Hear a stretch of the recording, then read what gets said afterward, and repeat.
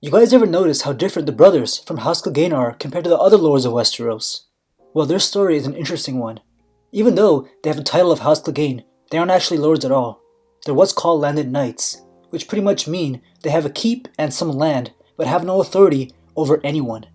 Their house was only founded like 50 or 60 years before the start of Game of Thrones. The founder's name was actually just Clegane, and served House Lannister as a kettle master, pretty much a servant that trains and looks over hunting dogs. When Tywin Lannister's father, Tytos, was Lord of Castle Rock, he came across a lioness in the Westerlands while hunting.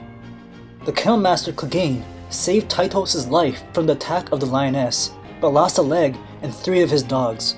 Tytos rewarded Clegane knighthood, gave him a tower house and some lands. He also took his son as a squire.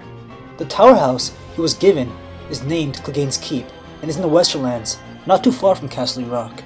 Their sigil became 3 dogs on a yellow field in honor of Clegane's dogs that died saving Tytos from the lioness.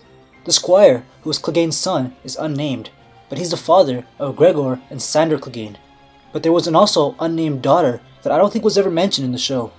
This simple family that started with a good deed turns very ugly the moment Gregor shows his true nature. When his little brother Sandor was 7, Gregor caught him playing with one of his toys that he didn't even care about. In his rage, he pressed his little brother's face against a fire, severely burning him to the point of his bone being exposed. To this day, Sandor still is deathly afraid of fire. To make things worse, their father tried to hide the truth of what really occurred, telling people that Sandor's bedding caught fire. It's also believed that Gregor killed their sister. Gregor would grow up to be one of the largest and strongest men in Westeros, at almost 8 feet tall and very muscular. He goes into battle with extremely heavy armor, a 6-foot-long sword, and a large shield, making him almost unbeatable. He gained the nickname the Mountain. As a teen, he was knighted by Rhaegar Targaryen, which made Sandor despise the idea of knighthood. Sandor would never take a knight's vows because of this. Attacking his brother and killing his sister wasn't enough for the Mountain. He's also believed to be responsible for the death of his father during a hunt. After his father was killed, the family keep went to him. The moment this happened, Sandor left their home to serve the Lannisters. He would get the nickname the Hound because of his unquestioning obedience and because of the dog on his house's sigil. While the Hound was serving the Lannisters, the Mountain's brutality would continue to grow. It's believed he killed his first 2 wives and numerous servants. The dogs are even afraid to enter the keep's halls. Since this is George Martin's writing here, the Mountain's character is a little more complex than just an angry brute. His squire says he suffers from extreme headaches and regularly consumes vast amounts of milk of the puppy, a painkiller. This could explain why he's so easily agitated, or maybe he's suffering from a brain condition making him psycho. He's killed one of his own men because he was snoring too loudly. But regardless, he and his band of assholes have raped and killed countless people. He only leaves his home to fight in wars or tourneys. Ironically enough, he's responsible for the death of Rhaegar's wife and son. It's ironic because he knighted him. The Mountain single-handedly destroyed House Clegane's reputation, but his brother's reputation wasn't much better. We know how scummy the Lannisters can be, and the Hound would do whatever that he was told.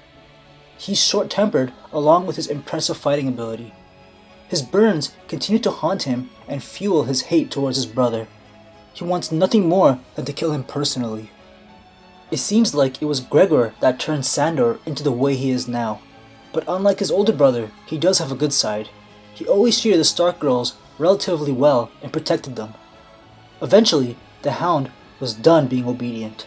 During the Battle of Blackwater, he deserted the war because of all the fire around him.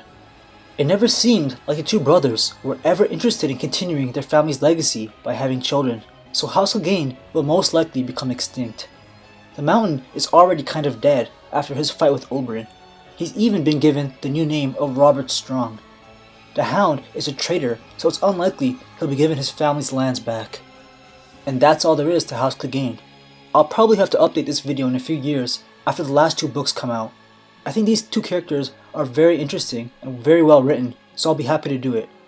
Until then, you can watch another one of my videos that I'll put up on your screen now that you can click or tap on. You can subscribe to be notified when my next video is up.